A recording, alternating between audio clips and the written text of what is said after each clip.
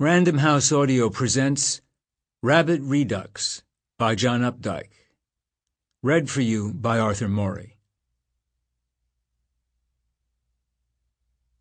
Lieutenant Colonel Vladimir A. Shatolov. I am heading straight for the socket. Lieutenant Colonel Boris V. Falunov, Soyuz 5 Commander. Easy, not so rough. Colonel Shatolov. It took me quite a while to find you, but now I've got you. Chapter 1. Pop, Mom, Moon. Men emerge pale from the little printing plant at 4 sharp, ghosts for an instant, blinking, until the outdoor light overcomes the look of constant indoor light clinging to them. In winter, Pine Street at this hour is dark. Darkness presses down early from the mountain that hangs above the stagnant city of Brewer. But now in summer, the granite curbs starred with mica, and the row houses differentiated by speckled bastard sidings, and the hopeful small porches with their jigsaw brackets and gray milk bottle boxes, and the sooty ginkgo trees, and the baking curbside cars wince beneath a brilliance like a frozen explosion. The city, attempting to revive its dying downtown, has torn away blocks of buildings to create parking lots, so that a desolate openness, weedy and rubbled, spills through the once packed streets, exposing church facades never seen from a distance, and generating new perspectives of rear entryways and half-alleys, and intensifying the cruel breadth of the light. The sky is cloudless yet colorless, hovering blanched humidity, in the way of these Pennsylvania summers, good for nothing but to make green things grow. Men don't even tan. Filmed by sweat, they turn yellow. A man and his son, Earl Angstrom and Harry, are among the printers released from work. The father is near retirement, a thin man with no excess left to him, his face washed empty by grievances and caved in above the protruding slippage of bad false teeth. The son is 5 inches taller and fatter. His prime is soft, somehow pale and sour. The small nose and slightly lifted upper lip that once made the nickname Rabbit fit now seem, along with the thick waist and cautious stoop bred into him by a decade of the linotyper's trade, clues to weakness, a weakness verging on anonymity. Though his height, his bulk, and a remnant alertness in the way he moves his head continue to distinguish him on the street, years have passed since anyone has called him Rabbit. "Harry, how about a quick one?" his father asks.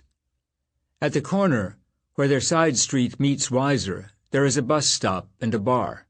The Phoenix, with a girl nude but for cowboy boots in neon outside and cactuses painted on the dim walls inside. Their buses, when they take them, go in opposite directions. The old man takes number 16A around the mountain to the town of Mount Judge, where he has lived his life, and Harry takes number 12 in the opposite direction to Penn Villas, a new development west of the city. Ranch houses and quarter-acre lawns contoured as the bulldozer left them, and maple saplings tethered to the earth as if otherwise they might fly away. He moved there with Janice and Nelson 3 years ago. His father still feels the move out of Mount Judge as a rejection, and so most afternoons they have a drink together to soften the day's parting. Working together 10 years, they have grown into the love they would have had in Harry's childhood had not his mother loomed so large between them. "Make it a Schlitz," Earl tells the bartender. "Daiquiri," Harry says. The air conditioning is turned so far up he unrolls his shirt cuffs and buttons them for warmth. He always wears a white shirt to work and after, as a way of canceling the ink. Ritually, he asks his father how his mother is. But his father declines to make a ritual answer. Usually he says, "As good as can be hoped." Today he sidles a conspiratorial inch closer at the bar and says, "Not as good as could be hoped, Harry." She has had Parkinson's disease for years now. Harry's mind slides away from picturing her, the way she has become, the loosely fluttering knobbed hands, the shuffling, sheepish walk, the eyes that study him with vacant amazement, though the doctor says her mind is as good as ever in there, and the mouth that wanders open and forgets to close until saliva reminds it. "At nights, you mean?" The very question offers to hide her in darkness. Again the old man blocks Rabbit's desire to slide by. "No, the nights are better now. They have her on a new pill, and she says she sleeps better now. It's in her mind more." "What is, Pop?" "We don't talk about it, Harry. It isn't in her nature. It isn't the type of thing she and I have ever talked about. Your mother and I have just let a certain type of thing go unsaid. It was the way we were brought up. Maybe it would have been better if we hadn't. I don't know. I mean, things now they've put into her mind." "Who's this they?" Harry sighs into the daiquiri foam and thinks, he's going too. They're both going. Neither makes enough sense. As his father pushes closer against him to explain, he becomes one of the hundreds of skinny, whining codgers in and around this city, men who have sucked this same brick tit for 60 years and have dried up with it. "Why, the ones who come to visit her, now she spends half the day in bed. Mamie Kellogg, for one. Julia Arendt's another. I hate like the Jesus to bother you with it, Harry, but her talk is getting wild. And with Mim on the West Coast, you're the only one to help me straighten out my own mind. I hate to bother you, but her talk is getting so wild. She even talks of telephoning Janice." "Janice? Why would she call Janice?" "Well," a pull on the Schlitz, a wiping of the wet upper lip with the bony back of the hand, fingers half clenched in an old man's clutching way, a loose tooth grimacing, getting set to dive in. "Well, the talk is about Janice." "My Janice? Now, Harry, don't blow your lid. Don't blame the bearer of bad tidings. I'm trying to tell you what they say, not what I believe." "I'm just surprised there's anything to say. I hardly see her any more, now that she's over at Springer's lot all the time." "Well, that's it. That may be your mistake, Harry. You've taken Janice for granted ever since the time he left her, the time the baby died, the time she took him back. 10 years ago," his father needlessly adds.